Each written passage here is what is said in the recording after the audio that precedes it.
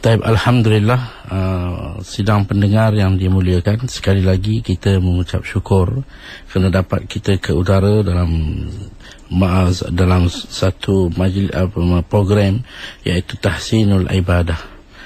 Apa yang pertama sekali saya ingin menarik perhatian pendengar bahawa kita sudah pun masuk hari yang ke-10, beradanya sudah kita di bulan Rejab.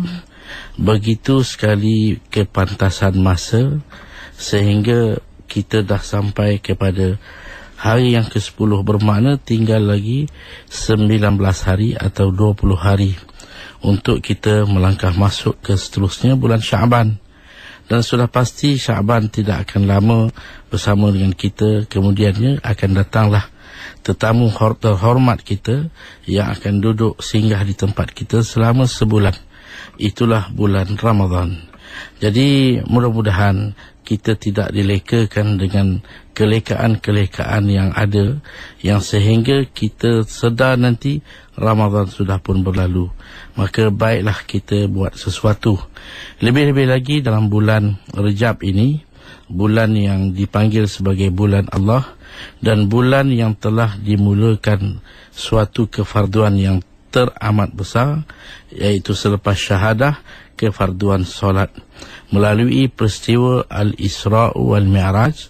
Maka Allah telah berikan kita satu hadiah untuk kita jadikan sebagai atur cara kita dalam menghadap Allah, iaitu dalam program solat kita. Jadi kita dalam tahsinul ibadah, bagaimana setiap kita hendaklah berusaha menjadikan solat kita suatu yang terbaik. Kalau solat kita ni seperti barang, maka barang yang suka dilihat, barang yang suka orang makan, barang yang suka disentuh, barang yang suka dipakai, itulah bentuk solat yang kita nak hasilkan. Jangan solat kita kalau bagaikan makanan, orang tak boleh nak makan. Kalau bagaikan pakaian, orang tak boleh nak pakai. Kalau barang bagaikan sesuatu yang dilihat, orang tak suka nak melihat. Maka kalau solat kita dalam begitu rupa, dah tentu solat kita tidak akan memberi apa-apa kelebihan kepada kita. Hanya penat, tapi dia tidak memberikan kesan. Jadi mudah-mudahan saya mengajak para pendengar sekalian, marilah kita berusaha lagi sempurna bulan Rejab.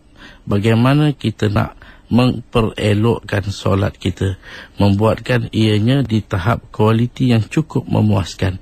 Maka dalam muzakarah yang lalu, saya telah menekankan antara beberapa perkara yang menjadi syarat penting.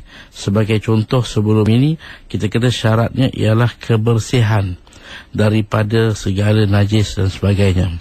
Yang kedua, kita telah sebut mengenai dengan kebersihan dengan wuduk. Dan saya nak sambung lagi masalah wuduk ini. Wuduk kita sebaik-baiknya menjadi satu amalan.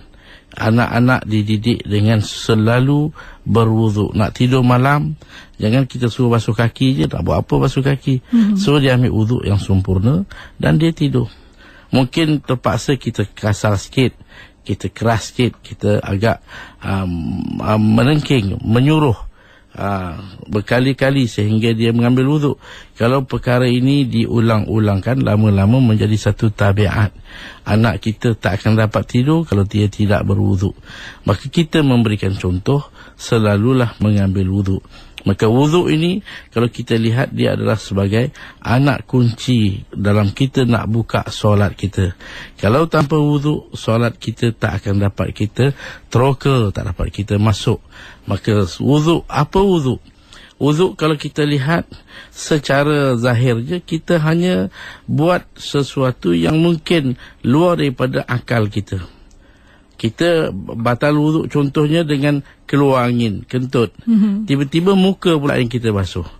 Kenapa pula? Maka di sini apa yang kita lihat ialah suatu kepatuhan kita pada perintah tanpa memikirkan apakah sebabnya kita buat. Kita hanya turut dan patuh. Itulah landasan yang perlu kita letakkan diri kita, hamba kepada Allah, mentaati apa saja perintah Allah. Dan juga kepada para pendengar yang ada persoalan nak bertanyakan kepada Yang Berbagi Ustaz, Ustaz. Seperti biasa kita alur-alurkan panggilan daripada anda. Talian kami 03-6205-1500, 6205-1500, ataupun anda yang nak bertanyakan melalui Facebook, ya, boleh ke Facebook kami iaitu ikim.fm. Jadi kita ambil pemanggil dulu, Ustaz, ya. Ya. Hello, Assalamualaikum. Hello. Ya, siapa di talian? Assalamualaikum. Waalaikumsalam warahmatullahi. Dari Musa. Cik Musa, silakan Cik Musa. Saya nak buat pertanyaan ini, apa dalam solat tu setengah-setengah orang yang bila yang mengucap 2 kalimah syahadat, yang dia jari dia ada macam kasih isyarat-isyarat tu, adakah dalam Islam tu ada sama? Yang mana masa tahiyat ke? Ya, masa kalimah syahadat tu yang kita angkat jari tu kan. Jadi sebahagian orang tu dia macam kasih isyarat-isyarat yang kita pun tak faham tu. Jadi adakah dalam Islam tu benar dalam sembahyangnya itu. Satu lagi tentang apa, tentang apa saya lupa. Tak apa, ini je lah. Ya. Yang terima kasih. Assalamualaikum. Waalaikumsalam warahmatullahi. Balik pada soalan kepada sahabat kita ni mengenai dengan isyarat jari. Memang dalam kita solat, bila kita baca tahiyat, maka di sana kita disunatkan mengangkat jari kita. Bila kita isyarat, contohnya kita baca tahiyat awal ataupun tahiyat akhir, maka kita sampai kepada, kerana kalau kita tengok satunya tumpuan mata kita sentiasa tertumpu ke tempat sujud sepanjang kita melakukan solat, sehinggalah bila kita sampai kepada sebutan asyhadu alla ilaha illallah, di sini kita palingkan mata kita ke jari kita dan kita isyarat angkat jari kita. Asyhadu alla illallah tu kita angkat isyarat, dan itu dia punya seolah-olah kita mengisyaratkan tauhid kita kepada Allah Subhanahu Wa Taala. Kita tak perlu nak ada orang dia pusing-pusing, dia jalan-jalan, dia putar-putar. Kita, kalau kita lihat dalam solat, kita nak setumpu mungkin kita dalam solat dengan tidak menggerakkan apa-apa.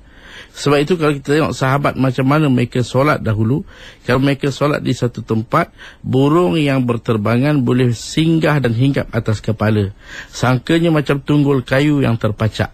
Begitu tenang dan khusyuk. Sebab itu Nabi kata, lau sakana qalbu la sakanat jawarihu. Kalau hati kita tenang, tubuh badan kita semua tenang. Kita jangan bergerak-gerak. Sebab itu tidak ada sebenarnya dalam kitab-kitab fiqh tak disebut supaya kita putar-putarkan jari kita, kita pusing-pusing, dan ini boleh mengganggu sampai satu saf orang lain kiri kanan pun terganggu juga dengan pergerakan jari. Sedangkan apa yang disebut dalam kitab bahawa kita angkat saja ketika mana kita sebut illallah tahiyat awal ataupun tahiyat akhir, asyhadu alla ilaha illallah, dan kekalkan jari kita terangkat begitu dengan mata kita terus tertumpu kepada jari, sehinggalah kita memberi salam kanan, bahu mata kita berpaling ke bahu kanan dan juga bahu kiri, dan turunkan jari kita. Jadi kurangkan pergerakan, jangan banyak bergerak terhoyong-hayang ke sana sini, ke depan ke belakang. Itu semua suatu yang tidak tepat. Kita nak kita tetap tegap supaya kita dapat kekhusyukan. Ada orang kita tengok dia gerak-gerakkan kepala, seakan seolah-olah dia faham apa yang dibaca. Sebenarnya itu bukan caranya. Kamu goyang-goyang. Kalau kamu faham betul, kamu akan tenang dan tidak menggerak-gerakkan anggota badan. Kita ada memanggil lagi. Hello, Assalamualaikum. Assalamualaikum. Waalaikumsalam warahmatullahi. Siapa tadi? Saya Din dari Ipoh. Silakan Cik Din. Okey, saya nak tanya tentang wuduk. Sebab kebanyakan di rumah kita ni bilik air tu sekali dengan toilet lah kan. So kita nak baca bismillah tu ada alah lah. Sebab kalau ikut bismillah tak boleh baca dalam toilet kan. So macam mana yang terbaik? Kita boleh baca dalam hati ke? Ataupun ada ustaz kata boleh niat zikir bismillah tu. Dan ada juga ustaz cakap ada wuduk ni kalau ada hadis Nabi tanpa bismillah bukanlah wuduk. Wallahualam. Minta ustaz huraikan. Okey, baik. Terima kasih. Assalamualaikum. Waalaikumsalam warahmatullahi wabarakatuh. Masalah kita satu hal ialah apabila tandas dan bilik mandi menjadi satu, situlah kita buang air besar, buang air kecil, dan situ juga kita mandi. Ini kita mengharapkanlah kepada pemaju-pemaju, kalau boleh dilihat perkara ini dapat diatasi, biar dapat ada. Memang kita dapati setengah-setengah bangunan memang berasingan, itu cantik. Kalau tandas sebelah, bilik mandi sebelah. Tapi ala kulli hal, kalau di situlah tempat kita buang air, di situ juga tempat kita nak ambil wuduk, maka kita ambil wuduk macam biasa. Cuma bila sampai kepada masalah nak baca bismillah, maka tak eloklah kita baca dengan sebut nama Allah di tempat yang tidak begitu bersih. Maka makruh kalau kita baca bismillah. Kita jangan baca. Kita baca dalam hati kita, dalam niat kita, kerana tak ada benda yang kita perlu lafazkan. Dalam hati kita, kita baca bismillahirrahmanirrahim tanpa melafazkan kalimah bismillah. Kerana walaupun ada hadis man lam yusammillah fala wudhu'a lahu, siapa tak baca bismillah tak dikira wuduk. Maksudnya di situ tidak sempurna, makna tidak cantik. Jadi kalau baca bismillah jadi sempurna. Jadi bismillah ni kedudukannya hanya sebagai sunat, tapi disebabkan kita punya kedudukan tandas, tempat kita buang air, tempat tu kita ambil wuduk, maka kita baca dalam hati kita bismillahirrahmanirrahim. Kalau tak baca pun tak ada masalah, kerana rukun kita ialah niat, menghadirkan niat dalam kita mengambil wuduk. Bila kita letakkan air kat muka, maka masa itulah terhadirnya niat kita, sahaja aku mengangkat hadas kecil atau sahaja aku mengambil wuduk kerana Allah. Itu yang penting. Tadi bacaan bismillah, hadirkan, lintaskan di hati kita, sudah cukup dengan tidak kita membaca nama Allah di dalam tandas. Ini sebagai satu adab kita kepada Allah Subhanahu Wa Taala. Kita ada pemanggil lagi. Hello, Assalamualaikum. Waalaikumsalam. Ya, siapa di talian? Saya Zul dari Rembau.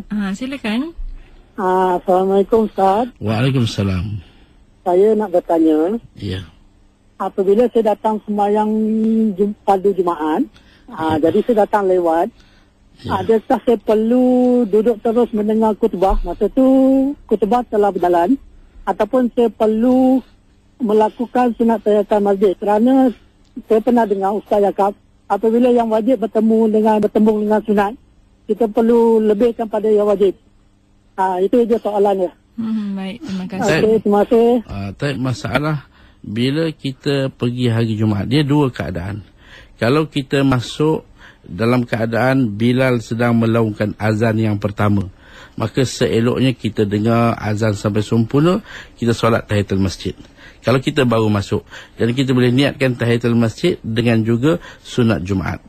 Yang kedua, kalau kita masuk Bilal sedang melaungkan azan yang kedua, maka kita terus, jangan tunggu lagi dah, terus kita buat tahiyatul masjid, dengan mana lepas solat kita boleh beri tumpuan kepada khutbah imam.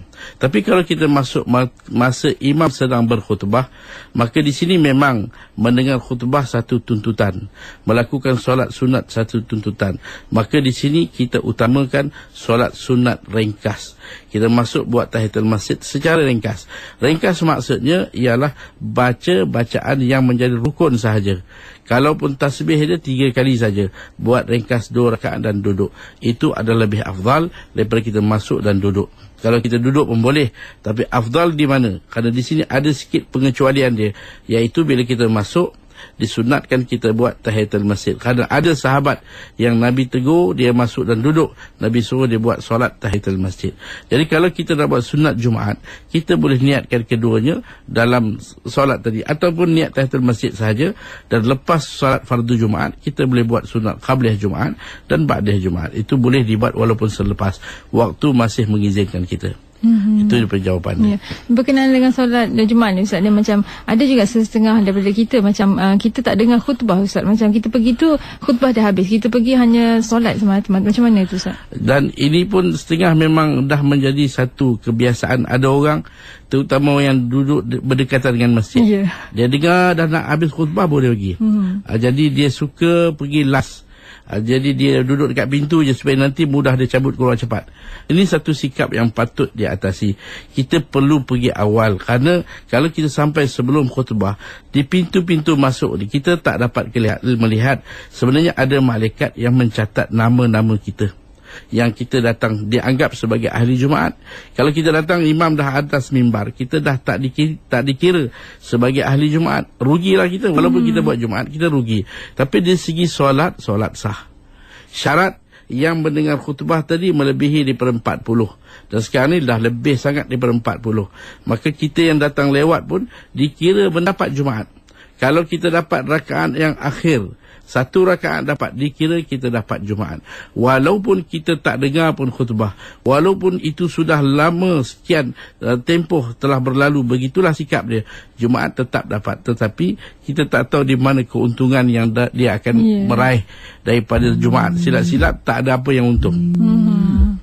Dan dari Facebook ya Ustaz ya, dari Cik Uyun ni, dia tanya kalau kita ni asyik lupa saja nak qada solat, macam mana Ustaz? Dan sikap kita ni satu hal. Kita tak pernah lupa makan, kita tak pernah lupa tidur, kita tak pernah lupa urusan harian kita. Jadi sepatutnya solat ni kita tak boleh lupa, kerana ini satu anugerah Allah. Kita cuba lihat apakah yang boleh menghubungkan kita dengan pencipta kita. Makan tak boleh, puasa nak tunggu setahun dalam sebulan saja.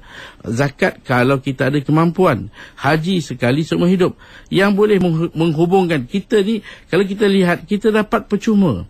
Melihat free, mendengar free, tak ada bayar pun, tak ada bil. Jadi takkanlah kita tak rasa nak bersyukur pada Allah. Jadi kalau sikap kita kecuaian yang lalu, kita kena ingat balik, kita kena qada. Buatkan, kita ni apa? Kita hamba Allah. Kalau Allah tak izinkan kita hidup, habis. Lahirnya kita mati. Banyak bayi yang dilahirkan mati, tapi Allah mengizinkan kita hidup sampai ke saat ini. Maka ingatlah, syukurlah. Sebab itu kita lakukan solat. Jadi kalau yang lalu kita jangan lupa. Kita jangan, kerana ini persoalan yang kita tak tahu bagaimana kita nak menjawabnya. Bila kita berada di akhirat kelak, Allah akan tanya solat kita, luluslah semua. Kalau gagal, ini yang kita takut. Sebab itu jangan pandang remeh, jangan buat mudah. Qadaklah solat yang telah kita tinggal sekian lama. Dan seterusnya dari Fitri Kek Lapis ya. Assalamualaikum Ustaz. Mengenai arah kiblat, saya dan suami tidak sependapat dengan arah kiblat lebih kurang 2 bulan yang lepas, setelah saya banyak membaca tentang arah kiblat. 28 Mei lepas, matahari tepat berada di atas Kaabah, dan itu menandakan arah kiblat yang lebih tepat. Sedangkan suami tetap sembahyang dengan arah yang lama, yakni arah barat tepat arah matahari terbenam. Akibatnya kami sembahyang berasingan. Itulah dia punya poinnya tu, dia sembahyang berasingan, kiblat yang berasingan. Saya minta belikan kompas untuk kepastian pun suami tidak mahu beli. Jadi macam mana cara yang baik supaya kami dapat sembahyang berjemaah semula Ustaz? Sudah banyak kali saya berbincang tapi tak dapat penyelesaian. Jadi masalah arah kiblat kita di Malaysia sebenarnya bukan satu masalah besar.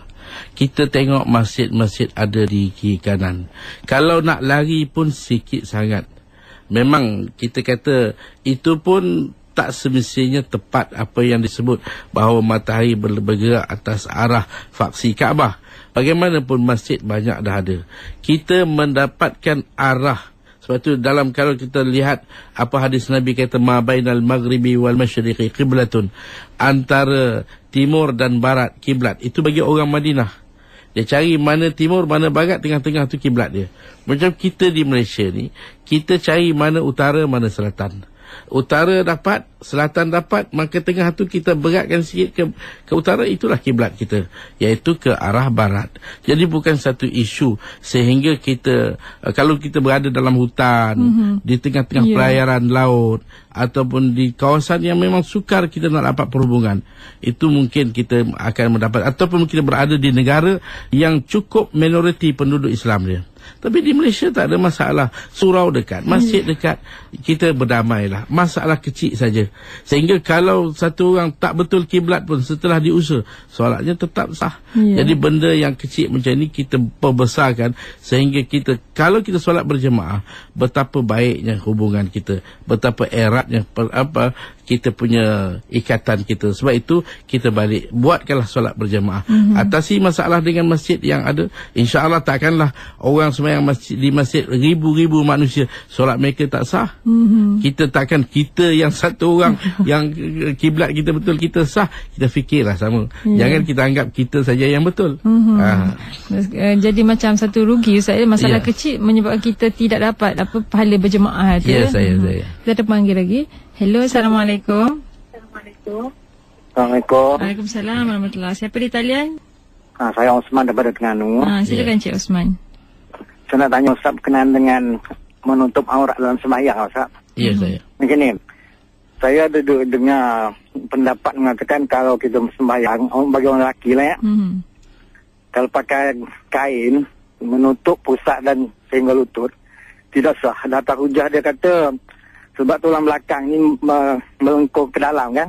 Jadi ada lubang situ. Katanya menutup aurat yang sebenarnya daripada atas dan tepi ke mana yang kiri kanan lah. So, macam mana keadaan sebenar? Dan terima kasih. Kita dalam mazhab Syafi'i, aurat kita ialah antara pusat dan lutut. Pusat tak masuk, lutut tak masuk. Tetapi wajib tutup pusat. Kerana apa? Kerana kita bimbang takut nampak bawah pusat. Wajib tutup lutut, takut nampak atas pada lutut. Maksud pusat ialah sekeliling. Bukan pusat saja. Belakang dia tak jaga, belakang pun kena jaga. Memang kita laki-laki bila pakai kain atau pakai seluar akan ada ruang. Yang ruang ni lah yang kita kena jaga juga. Angkat sikit-sikit. Sehingga orang dia pakai di belakang sana kelihatan. Bila rokok, seluar dalam nampak. Nampak bawah lagi. Itu memang tidak sah. Jadi sebab itu kalau boleh kita jangan solat dengan tidak berpakaian. Pakai baju, kalau t-shirt pun kadang-kadang bila rokok dia terangkat, nampak. Sampai nampak, warna seluar dalam pun nampak. Jadi itu membuatkan solat kita tidak sah. Jadi angkat tinggi sikit, apa salahnya. Atau pakai baju labuh sikit. Kalau kita rokok dia tak menampakkan. Maka ini perlu dijaga. Aurat kita dalam solat adalah satu daripada syarat sah solat. Kalau aurat tak tertutup, mungkin masa qiyam, macam contoh kita pakai seluar atau kita pakai kain, kita pakai baju tapi baju tak berbutang. Masa berdiri tak ada hal lah. Bila rokok, kita punya bahagian depan ni terbuka, menampakkan bawah walaupun tak ada orang tengok. Kita bukan masalah aurat ni, ada orang nampak baru batal. Kalau kita tutup pintu lampu gelap, tak ada siapa pun nampak, kita pakai seluar dalam je, Allahu Akbar, aku pun tak nampak, tak, solat kita tak sah. Kerana bukan masalah orang melihat atau tidak, itu aurat dia, kita kena tutup. Aurat ni makna benda. Apa makna aurat? Aurat ialah sesuatu yang aib. Selalunya kita kalau ada keaiban, kita tak boleh nak menunjuk-nunjuk. Anak macam satu orang ada kurap, kata tunjuk ke orang ni kurap saya. Malu kan lah dia. Begitulah aib kita tutup. Maka itulah kehormatan kita. Macam bercakap berkenaan dengan aurat ni, macam aurat perempuan pula dalam solat, macam kita dah pakai, mungkin pakai baju kurung semua, kita nak solat, macam tudung kita dagu ke macam mana? Bagi perempuan itu satu masalah. Dia sikit je, tak sampai pun 1 inci. Dagu ni dah menjadi aurat. Dagu ni kena tutup sampai kepada bahagian depan. Atas dagu kita ni di mana tempat tulang bergerak bila kita bercakap, atas sikit. Kita kena ambil atas sikit. Jangan biarkan dagu kita kelihatan. Nampak bahagian dagu bawah. Kerana dagu ni dia tak masuk dalam kawasan muka. Yang boleh nampak muka, bawah dagu ni tak nampak. Kalau nampak dagu, maka solat kita tak sah. Begitu rambut yang tepi.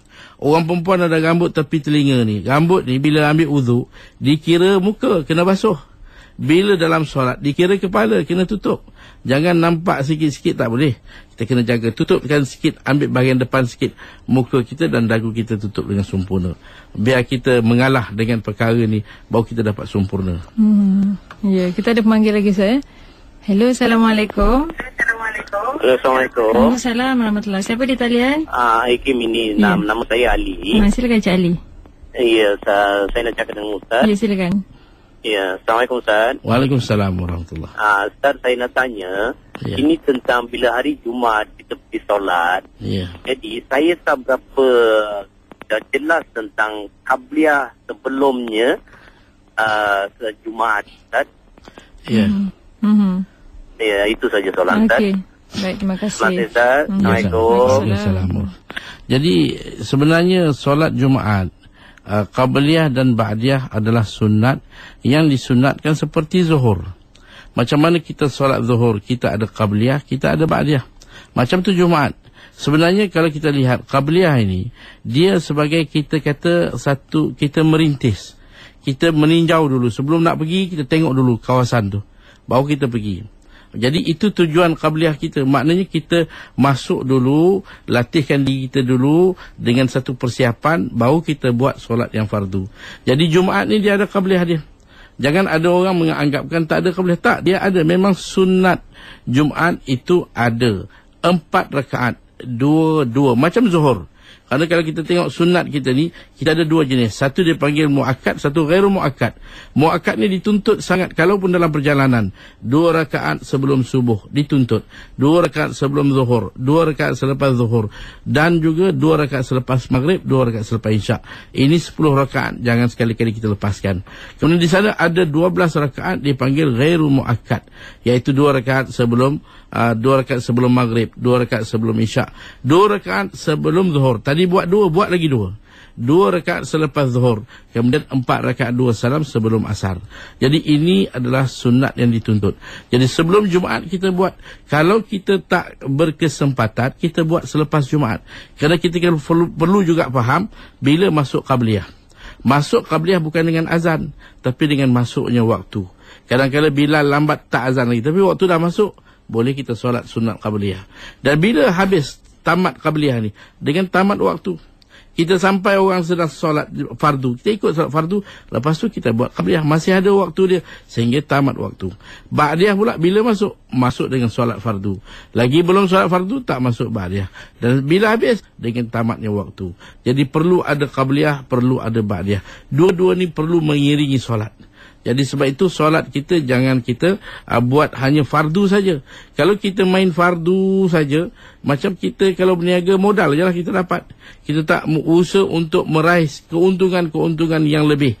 Jadi kalau dunia kita nak keuntungan, kenapa untuk bab agama ni kita tak nak? Ambillah Qabliyah, ambillah Ba'diyah, latihkan diri dengan ibadat. Terutama Ramadan yang sudah hampir ni, ibadat kita yang akan menjadikan satu nilai yang besar. 1 rakaat lebih baik daripada 1000 rakaat. Kalau kita tak ada kekuatan, maka kita tak akan nampak 1000 rakaat itu satu kelebihan. Ada soalan seterusnya dari Facebook kita, dari Cik Ros Ariana. Adakah sah solat kita jika anak kecil duduk di atas riba semasa duduk tasyahud terlalu lama sehingga mengganggu untuk sujud? Baik. Masalah anak, kita tengok anak kita ni sama ada laki-laki atau perempuan. Kalau anak perempuan dan dalam keadaan bersih, sebelum kita nak solat kita dah bersihkan dia, kemudian kita pakai pampers, kita tak pakai pampers, yang penting dia tak kencing lagi. Bila kita solat dia datang duduk panjat belakang ke duduk ke, itu tak kisah, solat kita sah.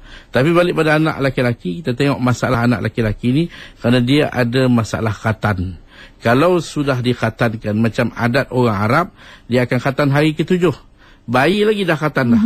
Jadi lebih mudah sebenarnya khatan di usia yang lebih awal ni. Air kencing dia tu akan jadi penawar yang membuatkan cepat sembuh dan selesai. Bila dia besar dia tak ada lagi masalah-masalah lain. Tapi kita di negara kita kadang-kadang lewat. Kalau dulu sampai 15 tahun baru nak khatan, dah cukup lewat. 7 tahun pun dah lewat. Ala kulli hal, kalau dia tak khatan, maka dia membawa najis. Kalau kita basuh kencing dia pun, dia masih ada lagi sakit-baki air kencing kat dalam. Maka kalau begitu kedudukan dia duduk atas riba kita, solat kita batal. Maka jangan bagi dia panjat atas kita, jangan bagi dia duduk atas riba kita. Kalau dia pegang tangan kita, dia pegang kita tu tak ada hal. Pegang tak batal, tapi menanggung itu batal. Duduk naik itu batal, tak boleh. Jangan angkat. Kalau dia duduk depan kita, kita jangan angkat dia. Mungkin kita boleh tolak dia sikit atau kita beredar belakang sikit. Jangan kita angkat. Kalau angkat, batal solat kita. Ya. Dan bercakap berkenaan anak kecil, Ustaz, macam biasa kita tengok ni dan dekat Ramadan, Ustaz, ni biasanya bila solat tarawih, kadang-kadang kita sebagai ibu bapa ni, kita nak didik anak kita untuk pergi ke masjid. Jadi kita bawa sekali anak kita yang bawah umur tu, yang belum balik tu, kita bawa untuk solat dengan kita. Kadang-kadang duduk di sebelah kita bersama dengan makmum yang lain tu. Macam mana, Ustaz? Kita lihat anak kita kalau belum memayyiz, kita jangan ajar dia pergi ke masjid lagi. Kerana dia boleh membawa kepada gangguan jemaah. Nabi suruh kita elakkan daripada gangguan. Tapi kalau anak yang sudah memayyiz, umur 10 tahun, 11 tahun, kita bawa. Dan seboleh-bolehnya di masjid-masjid ni dia ada tempat-tempat yang mana dia akan letak di sana kawasan kanak-kanak. Kita bawa anak kita di sana. Kita depan, dia di belakang. Jangan kita bawa dia di tengah-tengah saf. Melainkan masjid tu tak ramai orang, kalau dia duduk sebelah kita pun tak ganggu orang lain, tak jadi masalah. Tapi kalau orang ramai, biarlah anak kita di belakang dan kita di depan, supaya dia tidak mengganggu kerana keadaan dia. Walaupun dia dah memayyiz tapi dia belum baligh, maka dia tak dapat menyempurnakan solat seperti orang lain. Tapi kalau dia dah baligh ataupun memayyiz, dalam arti kata dia tahu kaedah solat yang sempurna. Hari ini anak 7 tahun, 10 tahun dah pandai solat. Kadang-kadang lebih pandai pada ibu bapa mengimami solat. Maka tak kisah. Dia duduk sebelah kita pun boleh, dia jadi imam pun boleh. Anak kita diminta orang dah hafiz Al-Quran sebagai contoh, ataupun seorang anak yang bijak, Al-Quran pandai, semua baca pun sedap, mengimami solat boleh, tak ada masalah. Maka bukan kata di sebelah kanan atau kiri, di depan kita pun boleh. Ya. Kita ada pemanggil lagi, Ustaz. Hello, Assalamualaikum. Assalamualaikum. Ya, siapa di talian? Saya Aisyah daripada KL. Silakan puan. Assalamualaikum, Ustaz. Waalaikumsalam. Saya nak tanya, Ustaz, kalau dalam solat ya, kalau kita baca Fatihah, lepas tu kita rasa macam Fatihah yang kita baca itu tak sempurna, boleh tak kita ulang?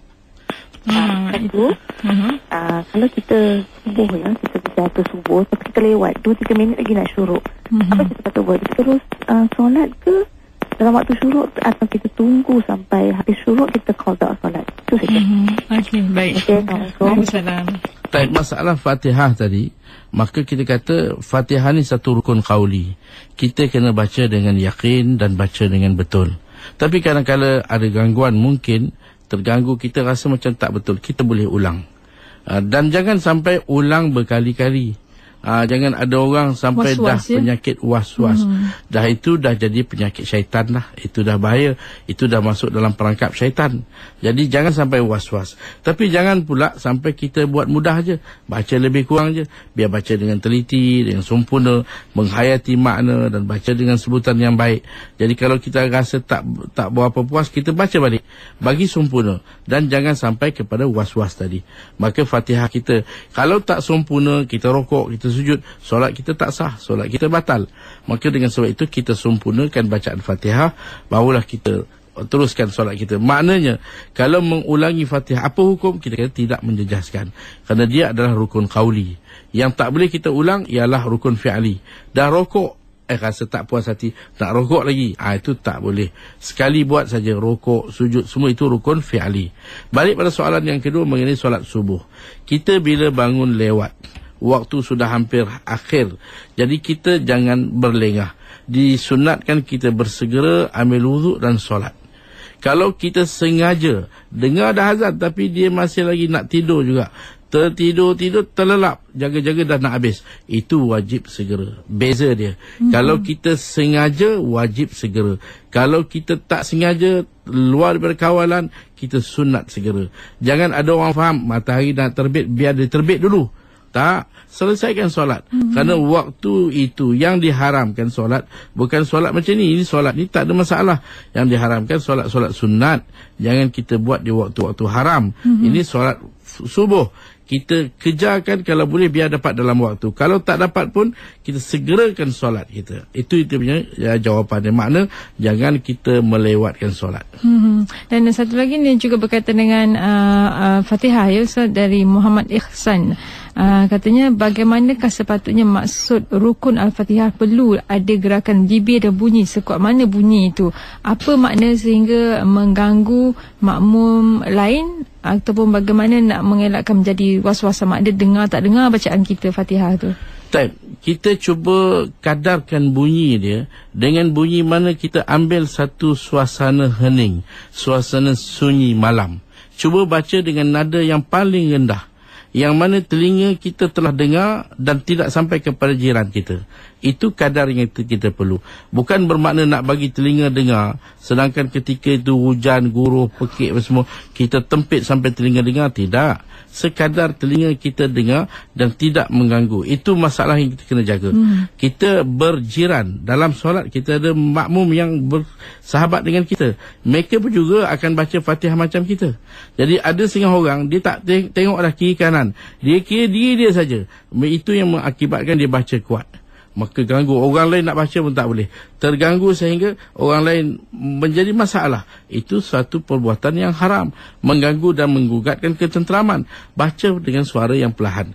Dan jangan pula nanti nak diperlahankan, ada setengah peringkat dia baca dalam hati. Sikit pun tak bergerak, bibir, mulut, lidah semua tak keluar apa pun. Itu lagilah tak boleh. Kerana bacaan sebenarnya dia mesti dibaca dengan pergerakan lidah, bibir, mulut kita buka dan suara kita dengar sampai ke telinga dengan nada yang paling rendah. Itulah bacaan. Sebenarnya boleh kita jadi makmum. Tak ada siapa pun akan terganggu kalau kita ikut panduan yang betul. Ya, kita ada panggil lagi. Hello, Assalamualaikum. Hello. Halo, Assalamualaikum. Waalaikumsalam warahmatullahi. Siapa di talian? Nama saya Sharifah. Silakan Puan. Assalamualaikum Ustaz. Waalaikumsalam warahmatullahi. Dua soalan saya. Ya, saya. Satu, waktu isyak ada tak waktu lupus? Bila waktu lupus waktu isyak? Yang kedua, kalau saya melewatkan waktu isyak pukul 4 ke pukul 4.30 pagi kerana nak buat yang sunat-sunat, boleh ke tak boleh? Apa hukum dia? Baik. Assalamualaikum. Waalaikumsalam. Type masalah waktu isyak, satu-satunya waktu yang begitu panjang berbanding dengan waktu-waktu yang lain. Isyak memang panjang. Dia bermula isyak dengan akhirnya maghrib, iaitu dipanggil bila hilangnya syafaq, iaitu kemerahan di langit. Bila hilang dia akan jadi kekuningan dan habis padam, dipanggil syafaqul abyad, iaitu bila mega putih, makna kilauan bintang akan dilihat. Maka itu waktu isyak. Sampai bila? Isyak ni panjang sampai sebelum terbitnya fajar sadiq. Iaitu kita ada dua fajar, satu dipanggil kazib, satu sadiq. Sadiq ni sempadan subuh yang kita sekarang ni. Kalau kita tengok takwim kita ada waktu subuh. Waktu subuh sama artinya dengan terbit fajar. Sebab itu kalau kita sunat subuh, sunat fajar ni apa? Adalah suatu yang satu. Itulah sunat subuh, itulah sunat fajar. Maka di sana sempadan akhir isyak. Sepanjang isyak ni kita boleh buat bila-bila. Sunat lewat. Isyak ni sunat lewat. Seboleh-bolehnya bila selesai semua urusan, isyak tidur. Itu sepatutnya. Tapi kalau bagi orang laki-laki, kalau dilewatkan nanti, tak adalah jemaah bersama dengan dia. Maka tak nak dia kena solat berjemaah, maka dibuat di awal isyak. Bagi kita perempuan di rumah, kita boleh buat lewat, tak ada masalah. Kita selesaikan urusan apa semua, kemudian kita tidur dulu, nanti pukul 3, pukul 4 kita bangun, kita buat isyak kita. Boleh, tak ada masalah. Selagi mana kita kata sebelum terbit fajar. Tapi nak pun kalau janganlah terlampau lewat sampai membuatkan solat kita selalu tercicir. Kalau buat pukul 11, pukul 12, itu masih elok lah. Dia panggil sulusul awal lail, 1/3 daripada 1/3 pertama daripada malam. Maka itu waktu isyak. Memang kita boleh lewatkan. Jadi jangan sampai terlampau lewat, membuatkan terbabas pula, tak sempurna solat kita. Kita ada panggil lagi. Hello, Assalamualaikum. Hello, Assalamualaikum. Waalaikumsalam warahmatullahi. Ya, siapa di talian? Assalamualaikum Ustaz. Waalaikumsalam. Saya tanya saya Abdul Kadir dari Gombak ni. Silakan. Ini apa jadi dengan kita solat ni? Ya. Tak mahir nak baca surah. Dan kita duk ulang surah yang tiga surah tu, surah 3 kul tu. Ya. Boleh dielok kan, ataupun kita harus pergi belajar kan, ataupun macam mana? Okey. Saya ambil sikap tak nak belajar, saya itulah buat macam lah. Okey. Betul apa jadi dengan subuh dari sikap kita kena segerakan naikkan terjaga kan. Apa jadi kalau terjaga pasti waktu lah, pukul 8 ke dan pukul 9 ke, tu macam mana tu? Nak kodok ke ataupun solat subuh biasa kan? Okey, baik. Assalamualaikum. Waalaikumsalam. Balik pada masalah seorang yang tidak dapat membaca daripada Al-Quran hanya 3 surah saja. Saya nasihatkan kepada para pendengar, jangan kita ambil sikap kita rasa dah cukup. Kerana Al-Quran ini dia akan menjadi satu kelebihan kepada kita, seperti disebut Al-Quranu hujjatun laka aw alaik. Dia akan jadi pembela kita atau dia akan menjadi pendakwa kepada kita. Mana kita nak, kalau dia bela kita, memang selesai masalah kita. Tapi kalau dia dakwa kita, memang sesangkut kita. Dengan sebab itu saya nasihatkan pada pendengar sekalian, cubalah, kita tak ada alasan lah sekarang ni untuk kita tak mempelajari Al-Quran. Kita boleh belajar di mana saja. Sampai hari ni ada CD, ada kita beli. Kalau malu sangatlah kita nak berguru, beli CD, pasang dengar dan kita cuba dengan isteri berpakat. Tapi takkanlah kita nak bermalu, nak rasa malu dalam masalah agama ni. Kita nak mati, kita nak menghadap Allah. Apakah yang kita mengharapkan? Jadi dengan sebab itu cuba atasilah. Belajarlah Al-Quran. Walaupun kita dah lewat, jangan malu. Malu tak bertempat ni rugi. Biar ada tempat dia kita malu. Ini bukan kita nak malu, kita tak boleh baca Quran, kita pergi belajar. Sampai bukan satu benda yang agak aneh. Orang kata peliknya dia ni tak boleh baca Quran. Orang Islam apa tak. Memang ada orang Islam hari ini, bahkan orang Arab sendiri pun ada yang tak boleh baca Quran. Jadi kita belajar. Itu jawapan dia. Belajar dan belajar. Jangan merasakan dah cukup dengan apa yang ada. Kalau boleh dapat khatamkan Al-Quran, terutama Ramadan yang akan datang, jadikan Al-Quran sebagai pembacaan kita. Yang kedua, masalah solat yang lewat tadi. Jadi bila dah lewat, kita jangan terus lewatkan lagi, qada terus. Jadi terus kita solat. Kita niat qada ke tak niat qada ke, automatik dia akan jadi solat yang Tuhan punya fardu dia, waktu dia. Jadi kalau tadi subuh, dia akan jadi subuh. Cuma sunat kalau kita niat qadaan, usalli fardu subhi raka'ataini qadaan saja, ke solat fardu subuh 2 rakaat qada. Sebut qada tu sunat. Kalau tak sebut pun boleh. Yang penting dia akan jadi qada. Ya. Dan seterusnya dari Mencari Kasihmu, panel Facebook ni, boleh ke wanita sembahyang memakai celak mata biar apa pun jenisnya, Ustaz? Mohon tolong penjelaskan. Hukum dia boleh setelah wuduk sempurna. Dan celak tadi kalau dipakai sebelum wuduk, jangan menjadi penghalang kepada wuduk. Kalau setelah berwuduk dia pakai, tak ada masalah. Asalkan jangan datang daripada bahan-bahan yang ada najis, dia boleh pakai untuk solat, tak ada masalah. Walaupun nak make up yang lain pun boleh, Ustaz? Make up apa pun boleh, tak ada masalah. Dia pakai setelah ambil wuduk, dia pakai bedak, dia pakai bagi cantik macam pengantin. Dia solat Allahu Akbar, tak ada masalah. Dan kita ada pemanggil lagi. Hello, Assalamualaikum. Assalamualaikum warahmatullahi wabarakatuh. Ya, siapa di talian? Saya Azizin dari Johor. Silakan Cik Azizi. Saya nak share saja pandangan dalam masalah salat ni. Agaknya kerana sudah kebiasaan daripada kecil ibu bapa mengajar macam Bismillahirrahmanirrahim. Jadi yang sebenarnya kata saya sebenarnya Bismillahirrahmanirrahim. Alhamdulillahirabbil alamin. Ar-Rahmanirrahim. Jadi kebanyakan macam Ar-Rahmanirrahim. Ya. Jadi seorang menambah satu huruf mim latah man pula. Jadi kadang-kadang kita paksa ikut imam sembahyang begitu, ulang balik.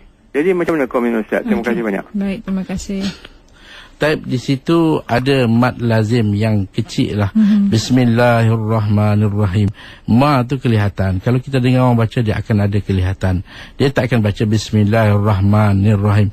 Dia bukan baca mati. Dia baca nun tu berbaris. Ar-Rahmani. Nun tu ada baris bawah. Jadi Bismillahirrahmanirrahim.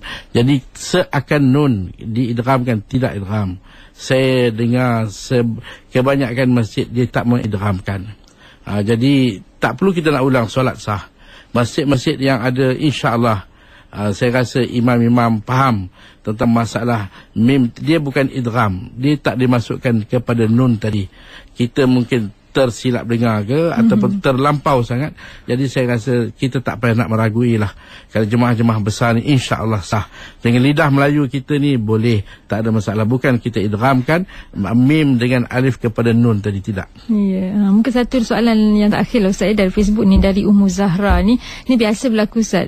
Soalan pertamanya dia kata semasa kita solat sunat di masjid dia, tiba-tiba ada seseorang datang berimamkan kita. Sah ke solat makmum tersebut Ustaz? Jadi solat jemaah ni dia keadaan solat sah selagi nizamnya sama, walaupun berbeza daripada sunat atau fardu. Imam fardu kita sunat, imam sunat kita fardu, imam qadha kita ada, atau semuanya sah. Imam 3 kita 4, imam 2 kita 4, imam 4 kita 2, semuanya sah. Yang tak sahnya kalau nizam tu berbeza. Contohnya imam sembahyang jenazah, kita sembahyang sunat, itu yang tak sah. Jadi kalau kita solat sunat, dia datang nak ikut kita, tak apa, tak ada masalah. Walaupun dia solat fardu, ya? Walaupun solat fardu, segi solat sah. Dan tadi soalan nombor 2 dah terjawab, ya, berkenaan dengan aurat wanita dalam solat tadi, ya. Dan juga Ustaz, mungkin kita pun dah sampai ke hujung, mungkin Ustaz nak berikan sedikit kesimpulan dengan apa yang kita bicarakan hari ini, Ustaz. Saya terus mengajak para pendengar sekalian, ayo kita berusaha lagi. Dan perkara ini kena berterusan sehingga kita bertemu dengan Allah. Memperbetulkan solat bukan suatu perkara yang akan terhenti di satu ketika. Habis dah sijil dah dapat dah, kelulusan dah habis, keluar universiti dan keluar dah tamat, tak. Dia kena usaha dan usaha sampai akhir hayat. Tiap-tiap masa kita kena berbetulkan, kita usahakan. InsyaAllah saya nasihat diri saya dan para pendengar sekalian, berusahalah kita dalam memajukan solat kita. Solat kita kualiti bagus, InsyaAllah segala-gala urusan lain akan mendapat satu jalan yang mudah dan beres, InsyaAllah.